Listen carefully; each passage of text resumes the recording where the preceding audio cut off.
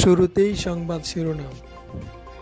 চম্পকনগর থেকে চান্দরা যাওয়ার মেইন রুটটি বর্তমানে ভেঙে খুবই বেহাল দশায় পরিণত হয়েছে। ব্রাহ্মণবাড়িয়া বিজয়নগর উপজেলার চম্পকনগর ইউনিয়ন থেকে চান্দরা যাওয়ার মেইন রুটটি বর্তমানে ভেঙে খুবই বেহাল দশায় পরিণত হয়েছে। এই রাস্তাটি দিয়ে চম্পকনগর থেকে চান্দরা, চান্দরা থেকে চম্পকনগর হাজার হাজার যাত্রীর চলাচল।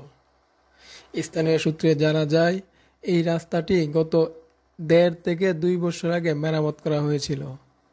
এই অল্প সময়ের মাঝে রাস্তাটির এত দুর্দশা হয়েছে যে এই রাস্তাটি দিয়ে চলাচল করাই হুমকি শুরু। এই অবস্থার মাঝে আবার কিছু কিছু অসাধু ড্রাইভাররা অতিরিক্ত ভাড়া নেওয়ারও অভিযোগ পাওয়া গেছে। স্থানীয়রা জানান, যদি এরকম অবস্থাই হয় তাহলে আমাদের এই রাস্তার ভবিষ্যৎ কী?